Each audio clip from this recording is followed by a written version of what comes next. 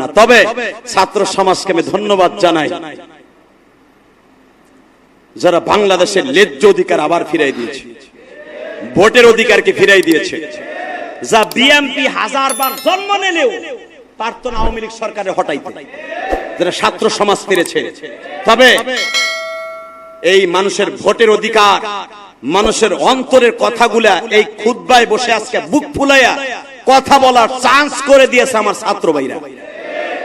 দোয়া করব ওই সমস্ত ছাত্রদের জন্য যারা আজকে বুক ফুলাইয়া প্রত্যেকটা ইমামকে, খতিবকে, আলেমকে যাচ্ছে কাইল নাই কথা কন্যাকে ওবাইদুল কাদেরের এক ভেক্সিতে বাবা বিএমপি আলারা পায়খানা করত।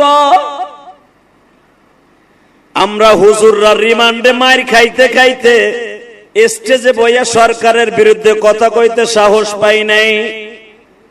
স্টেজে ওঠার আগে আওয়ামী লীগের পাত্তি নেতা ফুডার করে ফুডা, যেটা হাইগা ঠিক মতো পানিও খরচ করে না, ওর নেতায় ডাক দিলে পানি খরচ করা থুইয়া দৌড় মারতো। কথা কন না কেন? শেখ হাসিনার ছবি, তার বাপের ছবি উপরে দিয়া ফেস্টুনি তালাইয়া প্রত্যেকটা রাস্তার মোড়ে মোড়ে লাগাইতো। দেন তো বাংলাদেশে একটাও আসেনি। এই তো ছাতার ক্ষমতা। এমনকি শেখ হাসিনার গণভবনে তাও একটা ছবি নেই। কথা কন না কেন? যে এই দেশ স্বাধীন করছে বঙ্গবন্ধু, যে যার ডাকে লক্ষ লক্ষ মানুষ মুক্তিযুদ্ধে নাইমে গেছে, আজকে তার মূর্তি, তার ভাষ্য, তার ভাস্কর্য গলায় রশি বাইন্দে টাইনে টাইনে ভাঙ্গে ভাঙ্গে এমনকি মাথার উপর উঠে মুইতে দিচ্ছে। কথা কন না কেন? ক্ষমতা কার? এর দ্বারাও যদি আপনার ইমান ঠিক না হয়, চান্দু চাচা আর হইব না। আমলিকের সব চান্দুগুলারে বলবো, সবগুলা সময় আছে, এখনো 1 বছরের চিল্লায় যাও। কথা কর না কেন? পুলিশের মাইরের থেকেও বাঁচতে পারবা, আর জনগণের মুদ খাওয়ার থেকেও বাঁচতে পারবা। চান্দুরা কম জুলুম করো নাই। আয়নাগর নামে যে বাংলাদেশে জেল খানার মধ্যে আয়না একটা ঘর আছে, একদিন জানতাম আয়না মানে চেহারা দেয়। আয়না যাবার এক ঘর আছে এটা তো জানতাম না। আমি বর্তমান সরকারকে বলবো এবং পরে যারা আসবে, যেই সরকারই আসুক, আয়না ঘরে যারা নিরহ মানুষদেরকে অপরাধী সাজায়া, আলেমুলামা সহ আয়না ঘরের মধ্যে যাদেরকে টর্চারিং করছে, টর্চারিং ছেলে, প্রত্যেকটা আওয়ামী লীগের এমপি, মন্ত্রী এবং ডিবি হারুন সহ। বেনজির বদমাশ তো গেছে গা, বেনজিরে তো আর আনন্দ যাইব না। ও মেজর ডালিমের মতো পলাইছে। কথা বলেন না কেন? মেজর ডালিমের জন্য এই দেশে শেখ হাসিনা কম চেষ্টা করে নাই, কিন্তু পারে নাই আনতে। এই বদমাশ বেনজিরেও আনতে পারবে না, আপনি চিন্তাও করেন না। ওরে আনতে পারবে না, কিন্তু ঠিক যেইগুলা বাংলাদেশে আছে প্রত্যেকটা আয়না ঘরের মধ্যে নিয়ে বুঝাই দিতে হবে, আয়না ঘর যাদের জন্য বানানো হয়েছিল, আয়না ঘর কারে কয়। কথা বলেন না কেন? আল্লাহ তোমার কাছে বিচার। আমাদের যদি নবীওয়ালা জিন্দিগি আদর্শ হয়ে যাইত, কিসের আওয়ামী লীগ, কিসের বিএনপি, কিসের জামাত, কিসের হুজুরগো দল, এই আপনার ফেরেশতার মতো চরিত্র হইতে আপনার একটা সেকেন্ড টাইম লাগতো না। এখন আওয়ামী লীগের নেতাগুলা বালিশ ছাড়া জঙ্গলে জঙ্গলে, পরে রাস্তায়, পরে হোটেলে, রেস্টুরেন্টে, আত্মীয়ের বাড়িতে যে খয়রাতির মতো ঘুমায়, নিজের ফুলের বিছানা থুইয়া আর একজনের বাড়ি ঘুমায়। কেন নিজের আর এক বাড়ি ঘুমাইতে হবে? যদি আপনি আওয়ামী লীগ করছেন, বাংলাদেশ বাঁচতে হইলে পলিটিক্যাল হিসাবে যে কোনো দল করতে হবে। যদি আপনার সত্যিকারে আপনার দ্বারা কোন জনগণের 15 বছরের ভিতরে একটা কষ্ট পায় নাই, করছেন আপনি আওয়ামী লীগ করছেন, আপনার দ্বারা কেউ কষ্ট পায় নাই, আল্লাহর কসম, আল্লাহর কসম, আপনি ঠান্ডা মাথায় বউ কোলে লইয়ে ঘুমাইবেন, কেউ আপনার একটা খবরে জিজ্ঞেস করবে না। এই আদর্শটা নবীর আদর্শ বেটা। আর তোমার অন্তরে যদি ফিরআউনের আদর্শ থাইকা থাকে, আবু জেহেলের আদর্শ থাইকা থাকে, তুমি বাসায় ঘুমাইতে পারবা না, জঙ্গলে ঘুমাইতে পারবা না। ওই জঙ্গলে তার টাইনে বাইর করব। ওই যে দাড়ি চাচা, কি জানি ওর নাম আমার মন থাকে না, হ্যাঁ, সালমান রহমান, বাংলাদেশের সবচেয়ে শীর্ষ ধনীদের মধ্যে 10 জনের ভিতরে 1 নম্বরে চান্দুড়ে। এতগুলা ব্যাংকের এমবিসে এমন রাজনীতি করছে, যাইলে গো নৌকায় টলারে করে ইন্ডিয়া পালায় যাওন দিছিল চান্দু। এমনই বন্ধু আনিসুল হক রে বানাইছো, আনিসুল হক ধরা খাওয়ার পরে কয় আমার দর্শক কে ওই যে দাড়ি চাচা একটা মাহমদা বয়ে রয়েছে ওইটা কিন্তু তোমাকে Salman F Rahman. Post guard কয় না, বিশ্বাস করে না, হ্যাঁ তো ফেরেশতার মতো জিবরাইলের মতো দাড়ি, সে তো আব্দুল কাদের জিলানির মতো দাড়ি, ইমাম গাজালির মতো দাড়ি। কয় বেটা আমার মতো বাসার লাগে উনিও সফান সফা করছে, চেক করে দেখ উনি যাইয়া যখন বাটাম দিছে কত সালমান এফ রহমান কিনা কহ।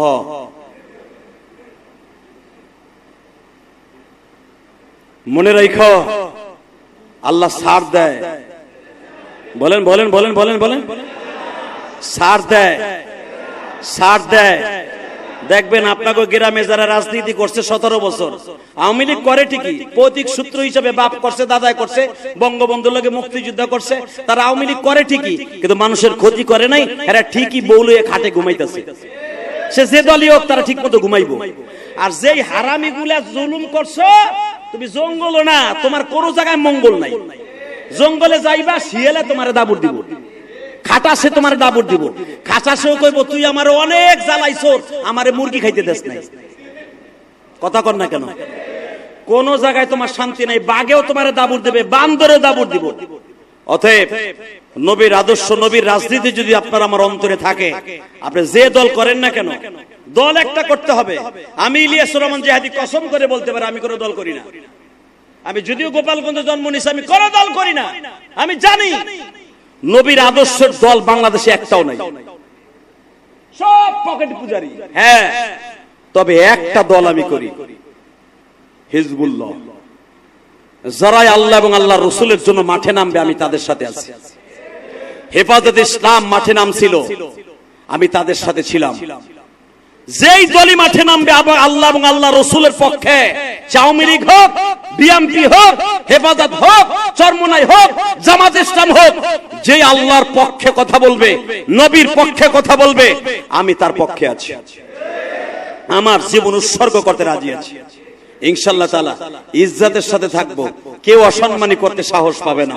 শুধু আপনাদের খেদমত আরজ করব, আপনাকে কেউ অসম্মানী করতে পারবে না। তবে মনে রাখবেন, মনে রাখবেন একটা কথা, আমার এলাকায় যত এমপি মন্ত্রী আছে গোপালগঞ্জ, কত এমপি বলছে এই জায়গাটা আমার লাগবে, নিয়ে নিছে। আপনি কানলেও কাজ হয় নাই, কিন্তু মনে রাখতে হবে আল্লাহ রাব্বুল আলামিন সব কিছুর কর্নেওয়ালা। উনি বলেন বান্দা তোরা আসল জায়গাটা হলো 3.5 হাত।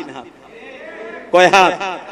এই ডুকের উপরে তোর এই জায়গাটুক কেউ নিতে পারবে না, সব নিয়ে যাবে, এইটুক নিতে পারবে না, এটা মাথায় রাখিস। বাংলাদেশে কিন্তু পুলিশের হাতে অ্যারেস্ট হয়েছে, আলেম উলামাও হয়েছে, আর বর্তমানে যে বুজুর্গরা হইতেছে তাকেও তো আপনারা চিনেন। যে বুজুর্গগুলা ইদানিং অ্যারেস্ট হইতেছে এইগুলার চিনেন না? কথা কয় না, চিনেন? এই যে আনিসুল হক ধরা খাইছে কালকা, তারপরে আর একটা দরবেশ জানি কে, মাহুন্দা, সালমান এফ রহমান। আহা, গত সপ্তাহের আগের সপ্তাহ তারে দেখলে মনে হইতো বড় এক জুব্বা গায়ে দিলে মনে হইতো তার মতো বুজুর্গ আল্লাহর জমিনে বাংলাদেশে নাই। কথা কন না কে?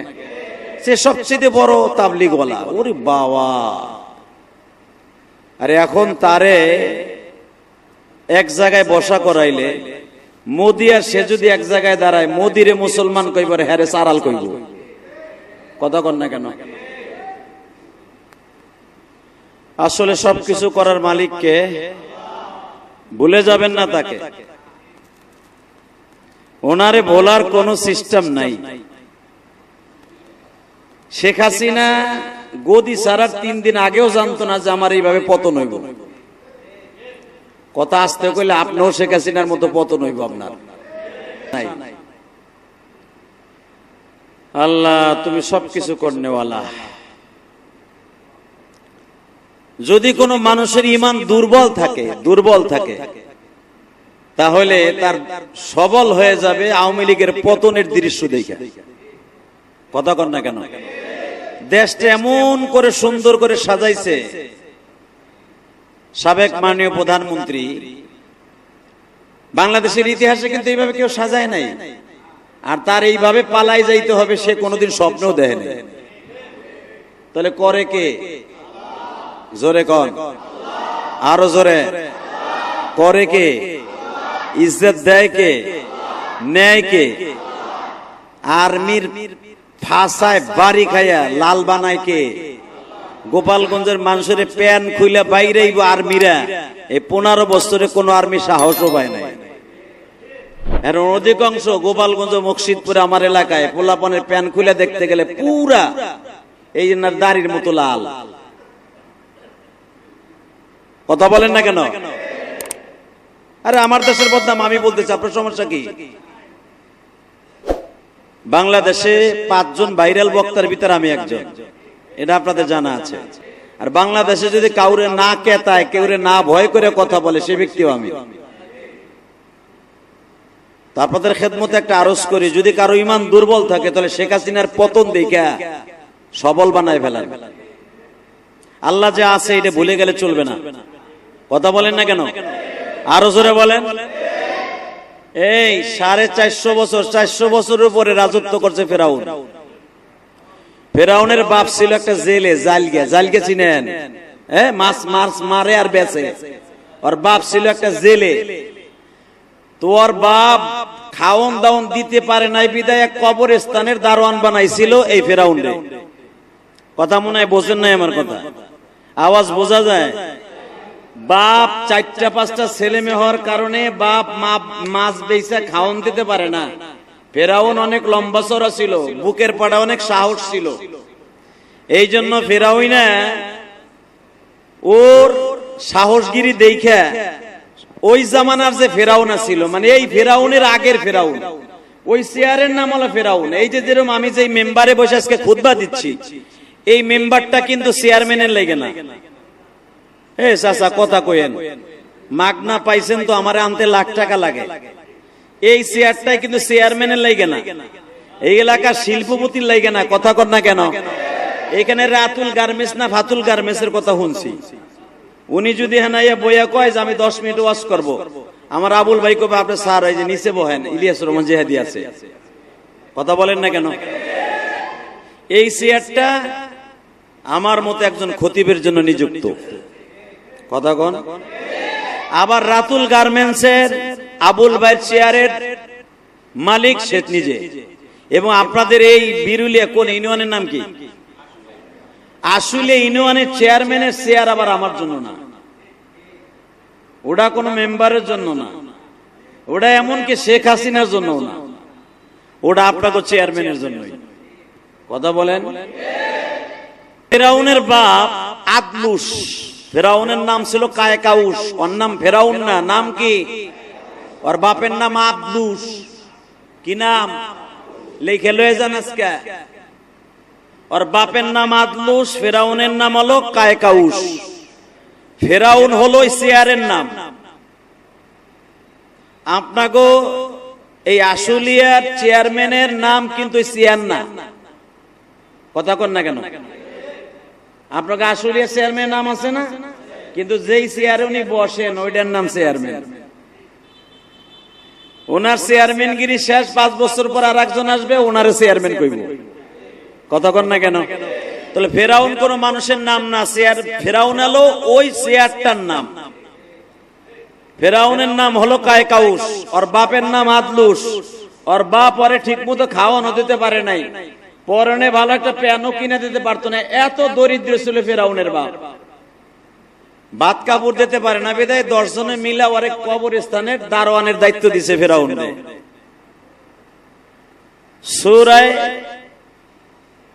সূরা মুলকের মধ্যে পাবেন, সূরা বাকারার মধ্যে পাবেন, এই বদমাইশটার যখন কবরস্থানের দায়িত্ব দিছে, তো যেই ব্যক্তি কবরস্থানের দায়িত্ব থাকে ওর কিন্তু বুকের পাড়ায় অনেক সাহস থাকে।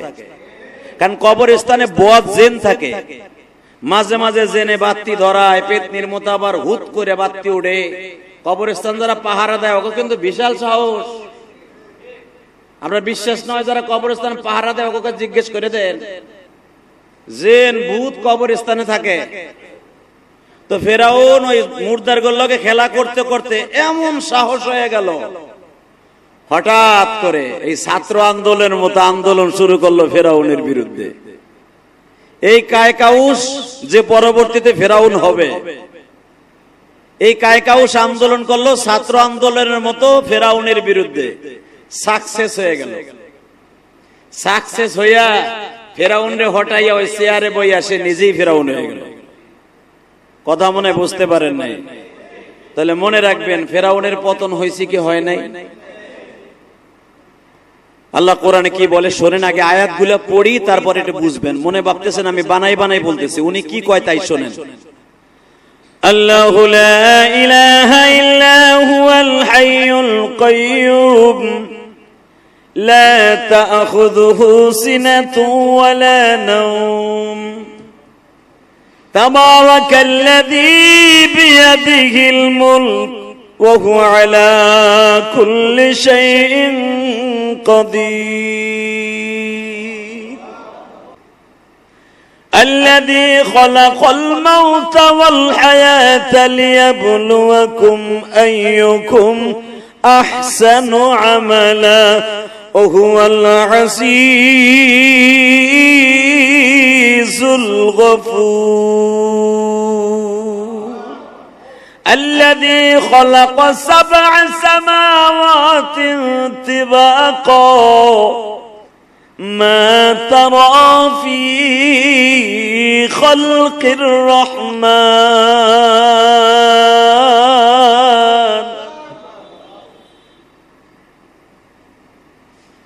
أمر الله بلن الله لا إله إلا هو الحي القيوم ও দুনিয়ার 2 টাকার প্রধানমন্ত্রী,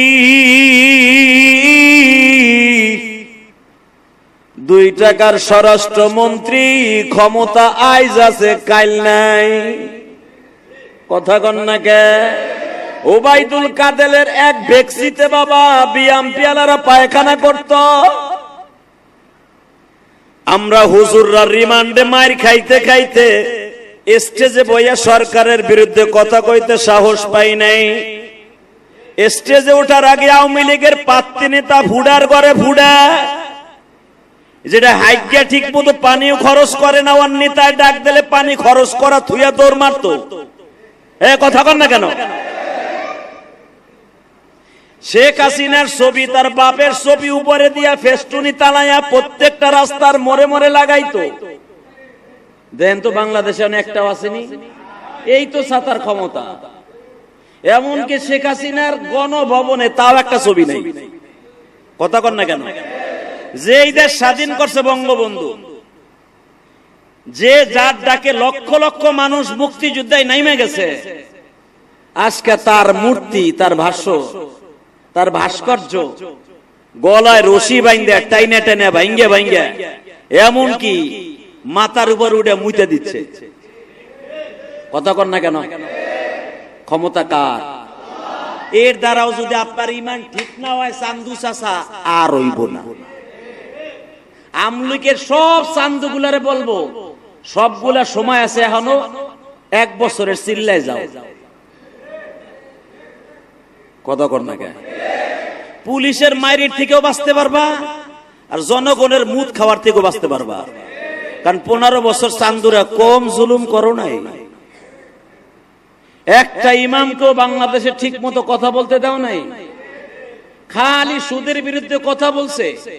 আমলিকের সভাপতি, মসজিদের সভাপতি, নামাজটা শেষ হওয়ার আগেই ওই 3 নাম্বার কাতারে বদমাইশ বইয়েই সেক্রেটারি বলে যায় আগামী জুমায় যেন হুজুরে না দেই। কথা কন না কেন? বদমাইশ বইলেই বাইতে যাইয়া বিড়ি টানতাসার বোরে কইতেছে ইমামের চাকরি খাইছে আলাবে, চাকরি খাইছি। ও খুব চেতাচিতি করছিল।